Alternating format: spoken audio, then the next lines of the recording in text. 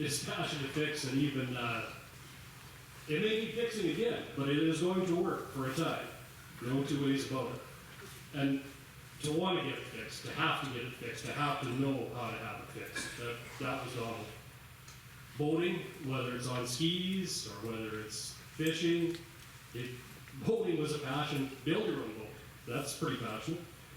Hunting, some of the display here and stories we all know about Donald and the hunt, and I got to find too that it wouldn't matter what your hunt was, Don had a better hunt. He knew about hunting. Demo derby, again, once displayed the, what was the term that was used? Not awkward. The way he fixed things. What? Unorthodox. It was unorthodox, but it worked, and which came in very handy for demo derby. Stampede board, Don brought passion to that. He brought passion with how he conducted himself, how he got the job done. He was the 1998 Committee Man of the Year, so he obviously had the respect of his peers. Supporting his sons, no matter what had gone on, whether it was negative, positive, in between, he was there for support and always was behind you boys, and that was obvious in how he reacted with you and how he spoke with you. We'll move on to masculinity. Look at it.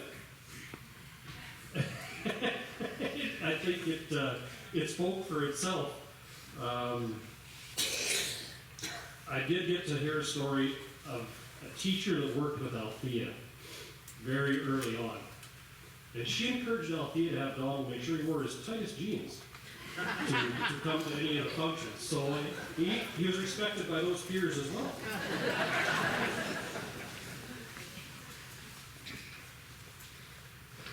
Pride. Donnie had immense pride in his boys, in Althea, and for manufacturing, whether it be on land or water. He took real pride in what he built, and it showed.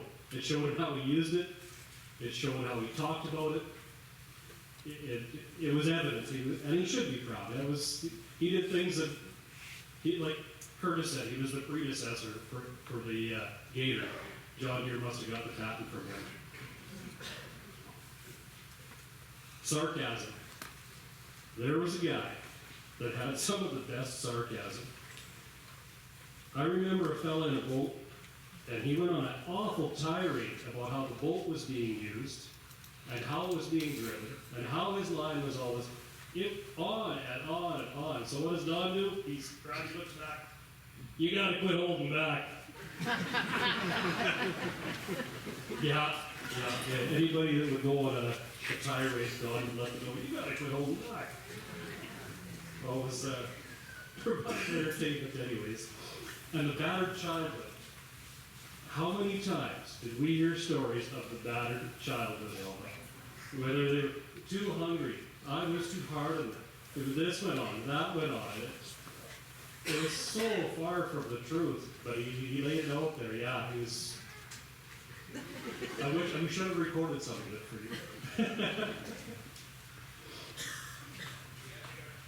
you. Donnie suffered no fools. You could be a fool, and he'd let you know if you're being too much of a fool. He'd definitely let you know. Something that leaked into our house, and probably a lot of households, Donnie's mannerisms. And he had a way of, when he was suffering a fool, to get them to be quiet. And would you please? And that, my kids were doing. They were in their early teens. Would you, Dad? They just have to use their hand. And that's, yeah, he definitely would let you know that.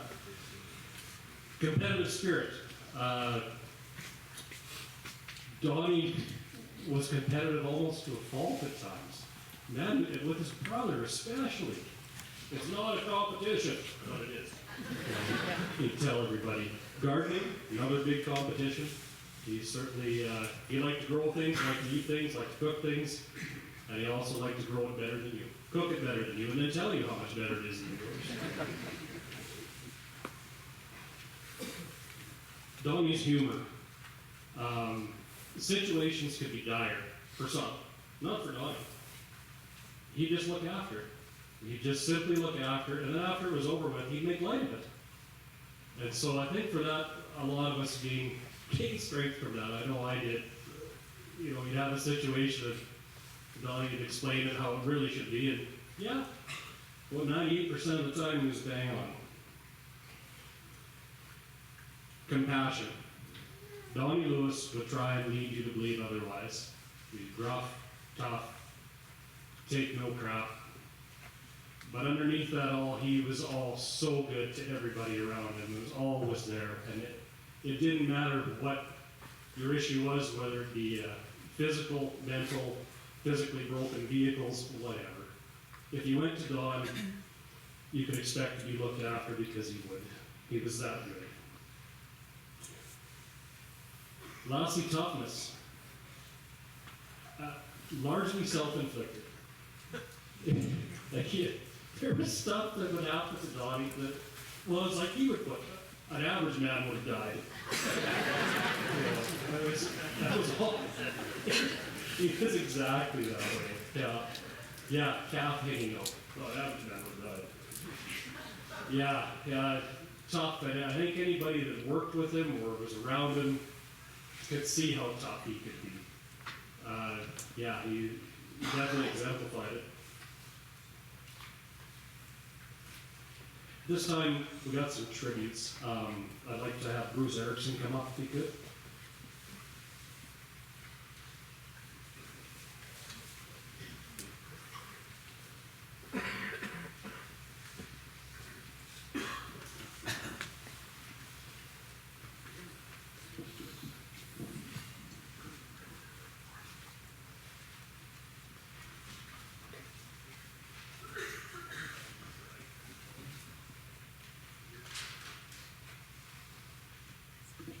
Hi there.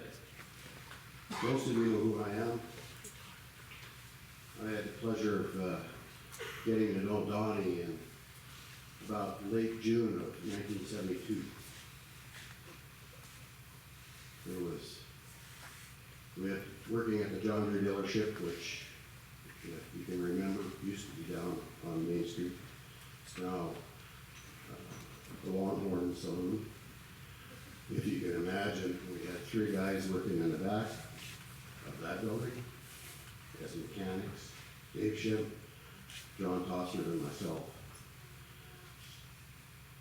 2 young fellows came to work, just got out of high school, Terry Smith and Donnie Lewis.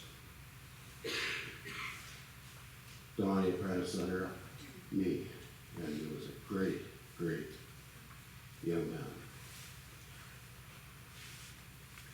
We used to set up farm equipment, him and I. Back in those days, the farm equipment didn't come in on a truck almost assembled. It came in a rail car, box car. We didn't have very sophisticated equipment. If you can remember what a Farmall M tricycle tractor is, with a loader on it, not the safest thing in the world. So we'd have to fish this equipment out of the boxcar. And we had to just get Donnie to carry it out.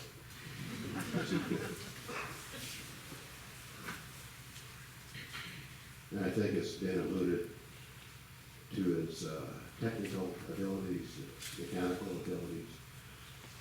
One of his abilities was, well, sometimes you just got to get a bigger hammer. There's a picture here. I was into racing snowmobiles, and we went to Winnipeg, to the Winnipeg St. Paul race, and he was my mechanic. I'm not sure why I had Donnie Lewis as my mechanic, because he wasn't really a small engine guy. He was more of a big guy, working on big equipment. He came along, and we had a great guy.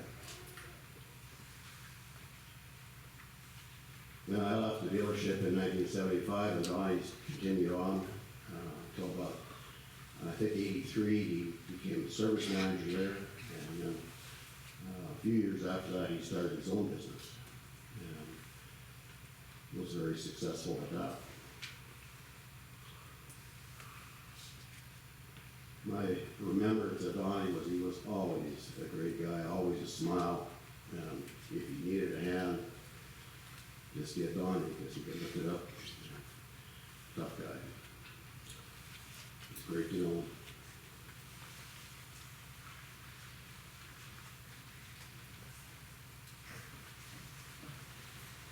Thanks, Bruce. Another longtime compadre of Donnie's, Jim Hamel.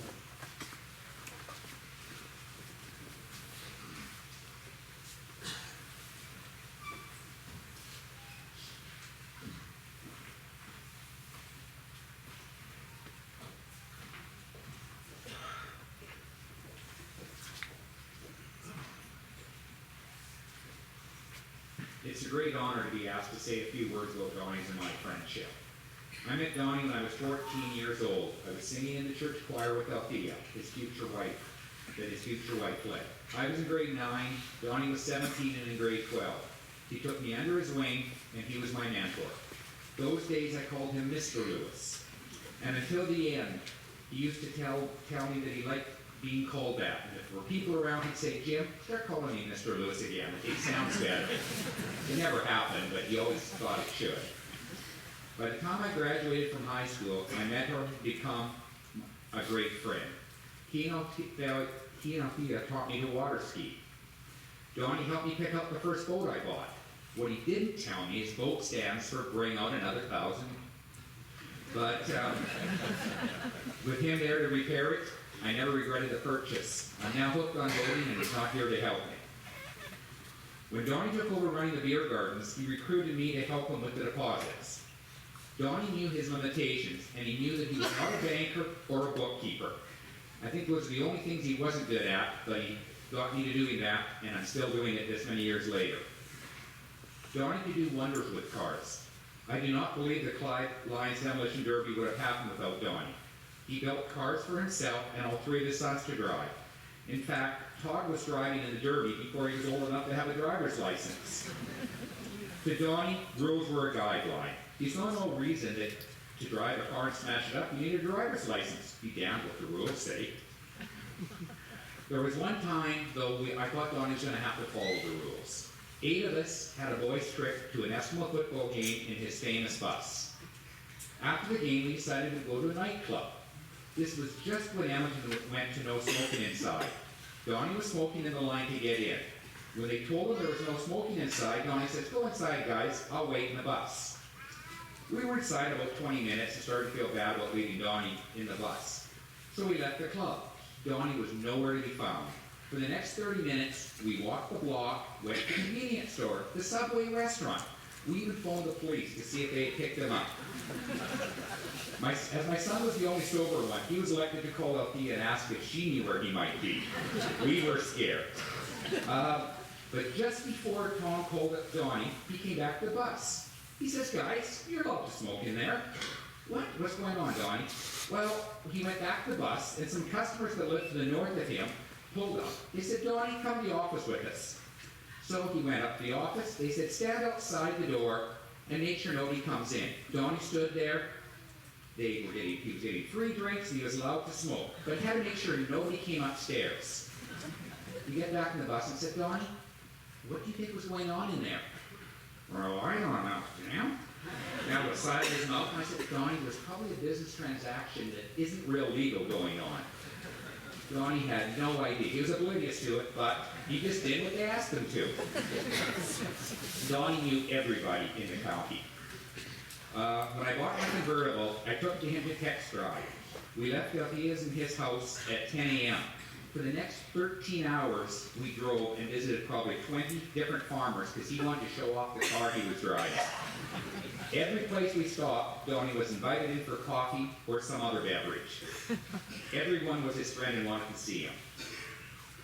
A lot of you know that Donnie loved to gamble a bit and flip a coin, be it for the bill for repairing the car he just fixed or for the groceries he was buying. Donnie and I got into flipping for $50 bills.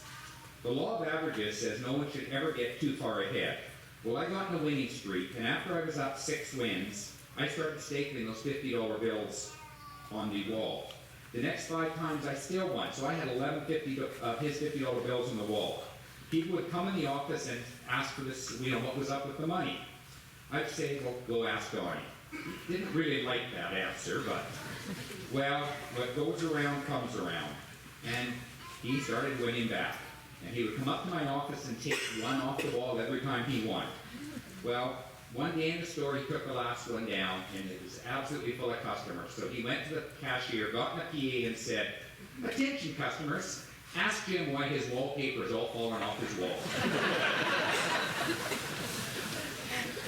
Donnie was a key part of the store renovation we just went through. We loaded cases and freezers on trailers, and Donnie moved them back and forth as we needed different cases. One trailer had a roll-up door, and the opening was 2 inches shorter than the height of the case. Well, myself and the renovation people stood around trying to decide what are we going to do, how do we get another trailer, go on and on. Donnie just took control. He phoned his friend, Mr. Harvin, said, "Send a welder here." The trailer was high enough, and the opening was not. So he just said, "We're going to cut it out."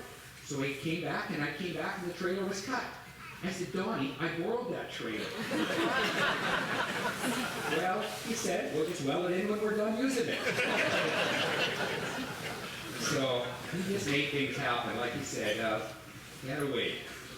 The other story about Donnie and my renovation is Adam had his picker truck, and Donnie and Adam were to move my pylon sign. You had to get in the bucket of the picker truck, go up to the top of the pylon, and loop in a hook into the pylon, and then Adam would have lifted it. Well, halfway up, Donnie started hollering, "Bring me down, bring me down." We finally found something Donnie was scared of. He was scared of heights. None of us knew it. He never would let me tell that story either. So last summer, Donnie and I took his grandson Connor and my grandson James up the lake, up to his cabin at Slave Lake. As soon as we got there, the two boys started fishing. The first cast, they both caught a fish. The season did not open till the next day, so we told them, "Yeah, we're not going to fish with you. You guys better not fish anymore, but we will cook up your fish." Donnie was amazing. He took an electric knife and took out every bone out of the walleye, took the cheeks out of the walleye, and breaded them, and the boys had a feast. We never caught another fish the next 3 days, but the boys had a good first day. So, to me, that is how I'll remember Donnie. First and foremost, a family man. Be it spending time with Connor and Nathan, renovating the bobtail school so Adam could live next to him, or flipping burgers for Clogg's football teams. That was Donnie, and when he was the happiest, helping his boys.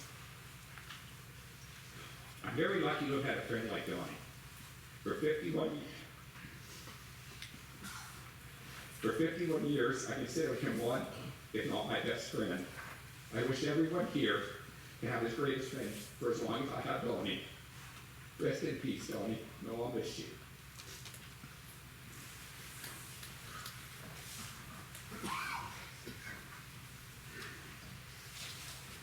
Thanks, Jim. Bruce Harvin.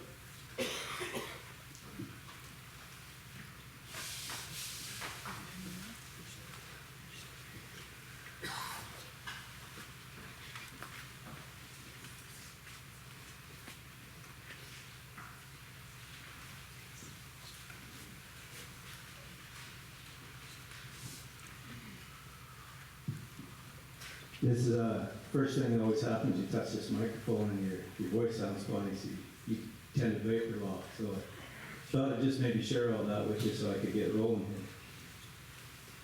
here. I heard it said that life is the scattering of seeds or the growth of the soul. Every person one encounters holds their own unique memory of that person. And that being said, I bet everyone in this room has their own unique memory and story of Donnie Lewis. And I'm sure if you look around, there's probably a few common denominators, and you probably remember those physical gestures he used to throw around with the finger pointing and the hand throwing out. And my favorite was that big old handshake he'd have, and he'd shake your hand. He'd say, "Don Lewis, McCann." And it was just awesome, like his enthusiasm when he would do that. But I'd like to share my memories of Donnie, and when I think of Donnie Lewis, the first word that comes to my mind is tough. He's solid in his physique and in his convictions. Donnie stood for hard work and getting things done. And it didn't matter what kind of problem you took to Donnie, he always found a way to get a solution. If he had to improvise, he would. Like, you were always fixed when you went to Donnie. There was no quit in him. And the more time I spent around Donnie, the more that strength and character was revealed. I started with Donnie when I was very young, and my whole life he just became a bigger person the longer I knew. I think the first time I had a big experience with Donnie was my father had a 1978 4x4 truck with a small block 400 engine in it. I don't want to mention any names, but a couple of dumb kids happened to blow the motor out of that truck. We were pretty sure the world was over, and I could tell you by the look in Doc Hartman's eye, he thought the world was over too. And he called Donnie, and we took the truck out there for diagnosis, all the while on the way out there just praying that Donnie find something less wrong than a blowing motor. But we weren't there 2 seconds, and old Big Hand says, "Oh, she's a rod, the motor's screwed." My father, he took the opportunity right there to teach us a lesson about engines and care of them, and he hired Donnie to be the teacher. Donnie took my father and I under his wing for a weekend, and we tore the engine out of that truck. It was, as a young kid, like 8 years old, it was just amazing, like to be part of that, like taking apart the inner workings of a truck, and being on the hot seat for blowing the motor. You were sure hoping that Donnie could pull this thing off, right? And we got the motor out. Donnie tore the motor apart, and I remember him showing me the broken connecting rods and talking to me about RPM and warm up and stuff like that. And we learned a lot and touched a little wood today. I've never blown another motor since then. But Donnie built that motor, and we put her back in, and Donnie saved the day. And that character that Donnie was just reaffirmed. And I think later in high school, I inherited an old F-100 farm truck from my grandfather. And it was dear to me, and I wanted to make it a hot rod, but it only had a 6-cylinder engine in it when I got it. I wanted to hop it up and fix it up. I didn't have the means to do it. And Donnie took me under his wing, and he gave me some work at his shop to where I could basically work off the work he was going to do for me. And when that was all said and done, Donnie, with that all-terrain hunting buggy of his that John Deere patented the Gator after, he pulled my old blue Ford in and out of his shop a half a dozen times throughout the winter because I'd work and get a little money built, and he could do a few things. It was a lot of work and a little bit of that, but when it was all said and done, I had a Borden-stroke 460 motor built by Don Lewis in that Ford truck. And I was bulletproof when I drove that thing. Donnie was always riding with me, and it had all the power I needed, and probably a little bit too much most of the time. But, because Donnie built that motor, you just felt like you could charge hell with a bucket of water and Donnie Lewis riding with you. That's just how it was and who Donnie was. And later on, maybe even before that, growing up at the Pinoka Stampede, my father, Doc Hartman, and Donnie, they were partners in the wild cow milking.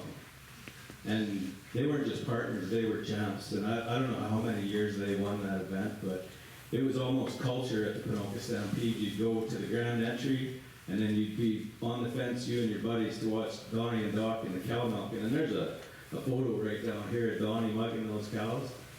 Doc, he'd drop a loop on a cow, and Donnie put the big mash on, the cow was going nowhere.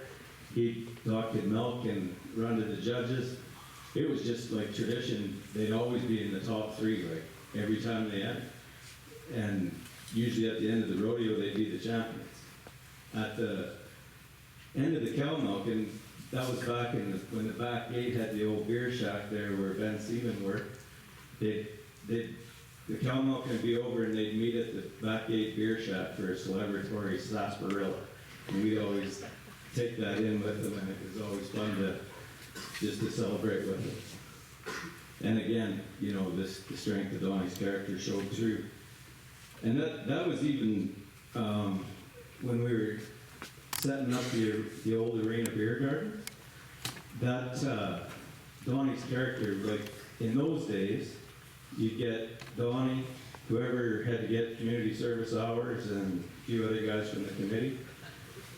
And you'd get Ralph Volt's truck and trailer and Shorty Jones' truck and trailer. And you'd go to every school in the county, like out to Mecca Glen, out to Sylvan Heights, Crestamere. And if there was a steel stocking chair in the county of Anoka, we'd load it up in them truck and trailers and haul them to the rink. And when you're doing that, like everybody else is hauling like 6 chairs, you know. Donnie Lewis, he'd come with 7 chairs in each arm on the run.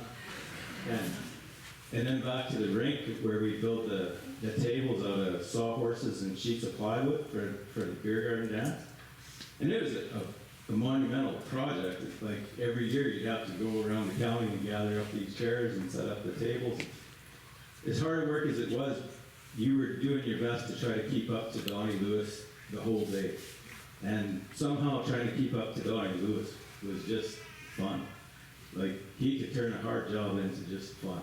And it was just great to be around him. And I think it was in the early 80s, like, or even before, this was like a tin roof beer garden, this building here.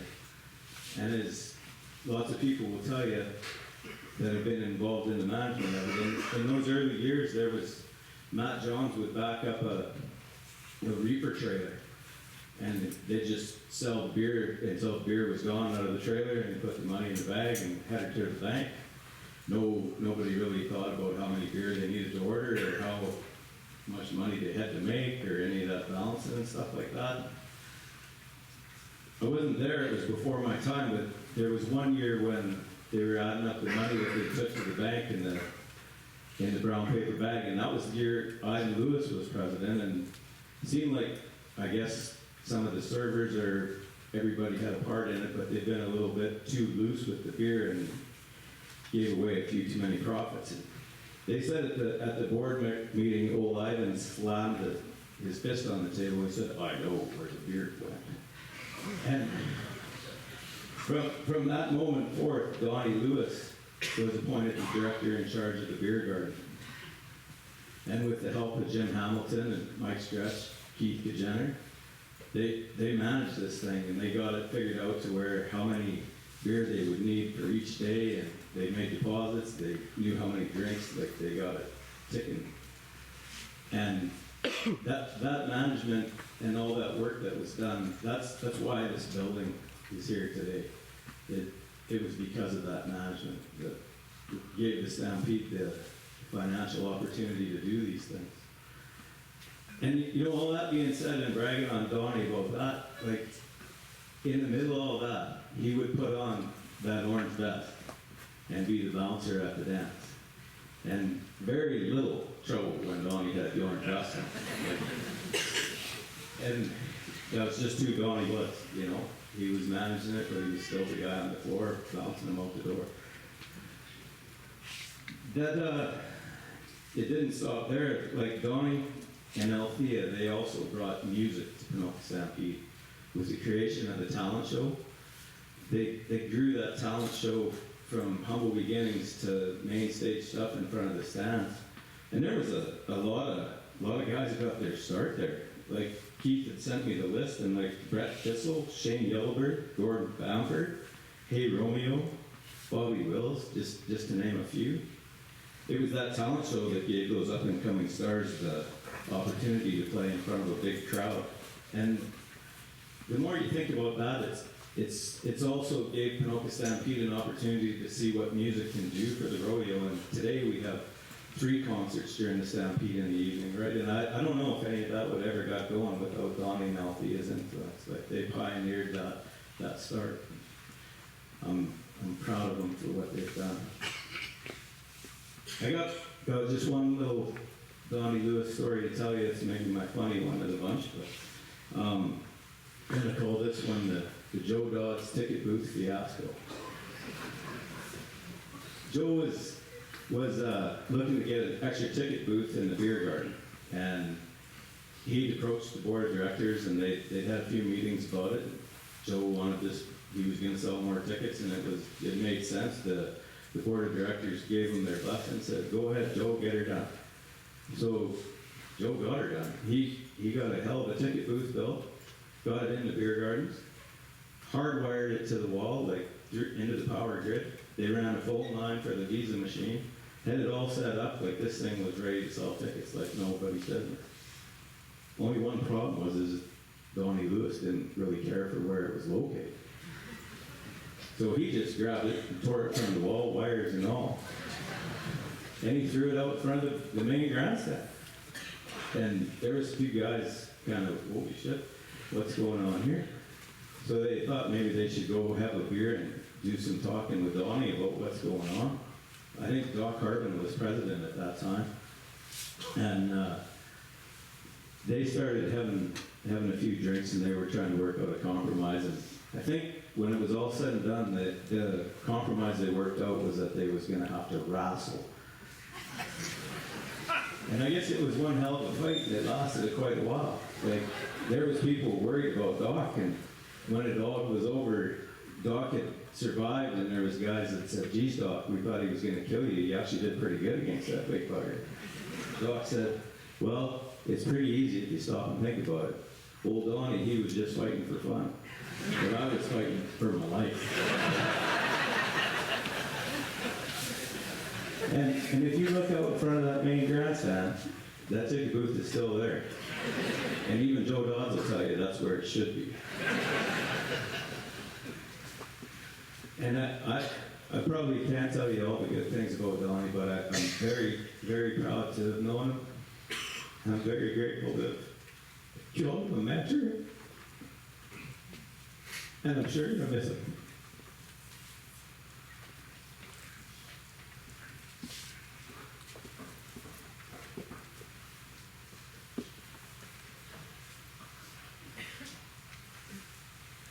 Thanks, Bruce.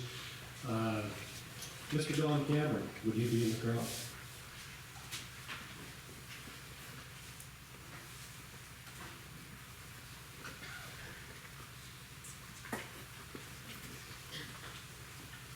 We've had this discussion a few times. I'm not sure who the real Don is. The Don Cameron or the Don Lewis?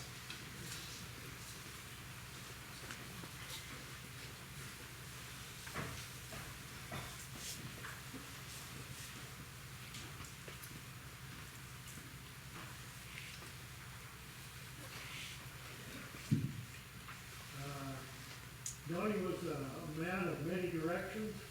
His outgoing personality and love of life introduced him to an extremely large number of very diverse people. Always interested in everything, Don would enjoy talking to and learning from everyone he met. Over the years, Donnie acquired as broad a knowledge base as anyone I ever met. Conversation with Donnie was never difficult. From what you had for dinner and how you cooked it, to dealing with life's greatest challenges. The conversation with Donnie was always a give and take, with humor always looking for a place to happen. Donnie's athleticism, combined with his mechanical skills and his work ethic, made job repairs akin to an Olympic competition. I'd ask, can you help me with that? He'd reply, yeah, you can get out of my way. Many a desperate farmer was witness to the magic and the speed of a Don Lewis repair. He'd assess the problem, get all the tools required for the job, and the race was on. I always enjoyed watching him contemplating his next move while frantically performing some mundane mechanical procedure like undoing bolts. Always thinking, what's next, and the best way to proceed. Donnie loved nature, and exploring the eastern slopes of the Rockies was one of his favorite things to do. On one of our exploratory adventures in the West Country, which involved driving every road, track, and trail connected to the David Thompson Highway, I was in the lead position on my motorcycle. Don was following in the Yellow Wonder.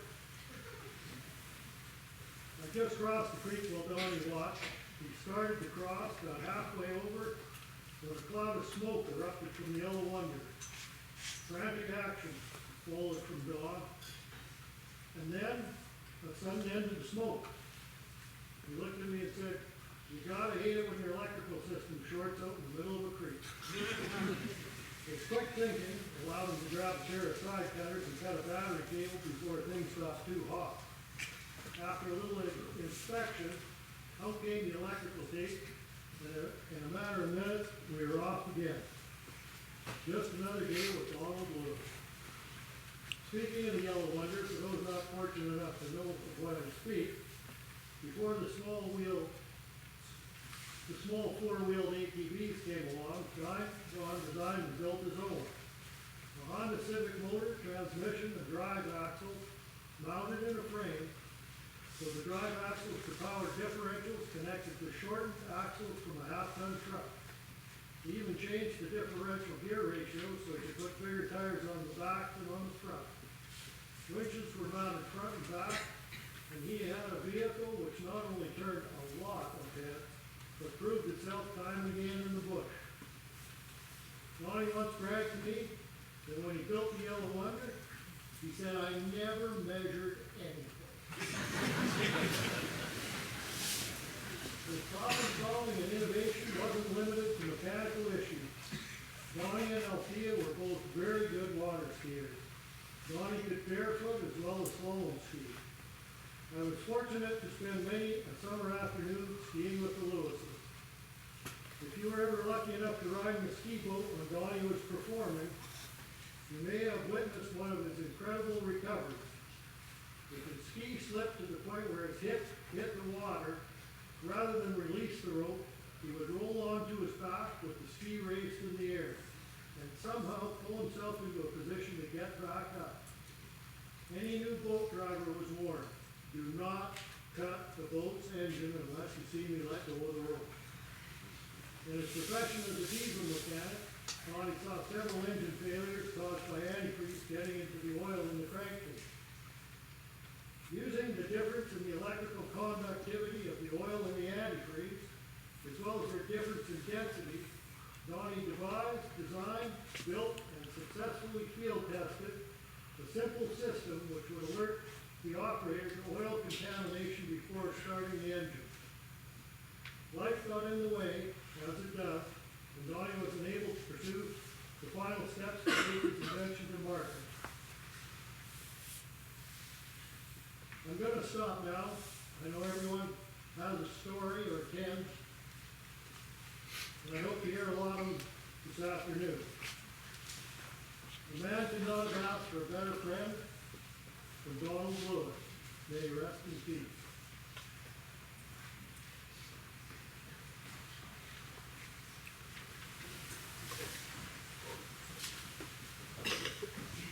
Thanks, Donald.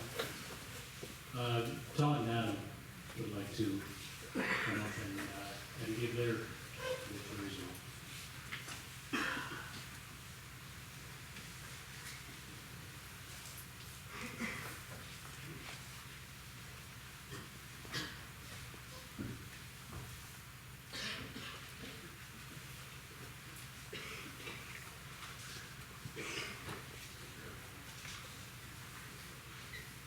Hello, everyone. We all know how down for things to move along, and with that thought in mind, I feel for all the time that he saved us, let alone the time he saved me, we could all take a little extra time for him today. It makes me glad to see that that's taking place now. On behalf of our entire family, it is my honor to thank everyone here in attendance today. Pinoka Stampede Association, Jim Hamilton and Deb Nickel, Pinoka General Hospital staff and paramedics, Sheila and everyone at the funeral home, Grave Gordon for emceeing, and Bob Ronnie's catering as well, and the countless others who are too many to mention. I personally Want to thank my grandma, Alma Lewis. You are a huge part of why Dad was the way he was. Thank you, Grandma. I love you. Donald Roderick Lewis, my dad. I have so much to say about him. The things he did for others, the things he did for his family and friends, the things he accomplished for himself, and the things he did for me. A very long list, so I will mention only one honor of the honors mentioned just now. I will speak of the love of a father for his son and the love of a son for his father. There were days when Dad and I did not get along, or even more rarely see eye to eye, although we both always knew that we could rely on one another. It was the most concrete guarantee I could walk with wherever I went. Knowing my dad had my back and that I had his no matter what. This is the kind of love he gave me, the unconditional love. When my dad and I decided to partner up and purchase our picker truck, it was and probably will be the greatest honor I will ever experience. It was late in the evening when Troy Burke phoned me that night. His picker truck unforeseeably broke down, and Troy phoned me to see if we could bring our truck to his rigging. We didn't have much time, although we told Troy we would be there. Nathan was available, so Dad and I asked him to come with us, which he did.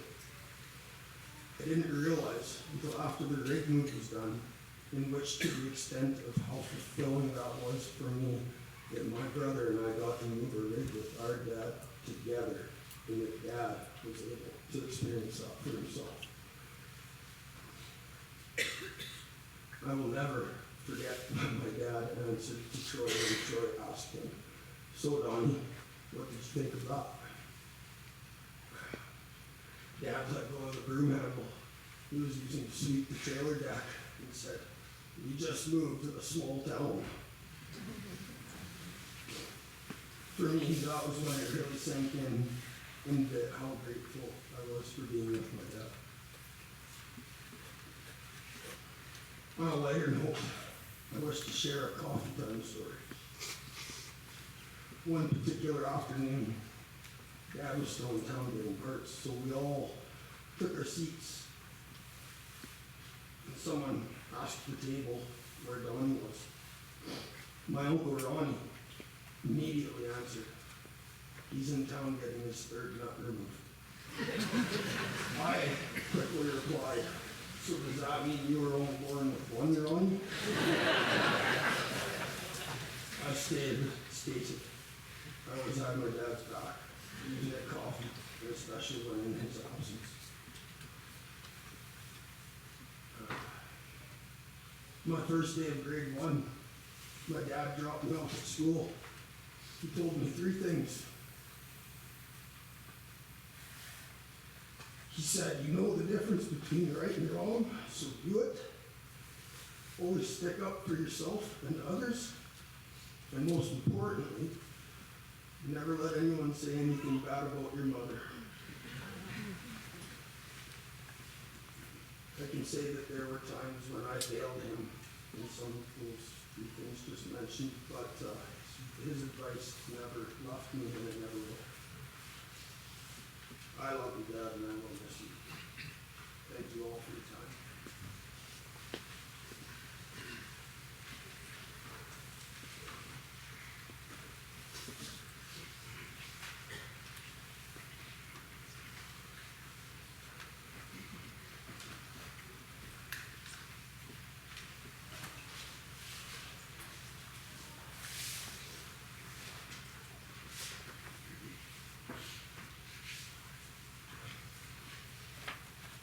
This has been a tough week.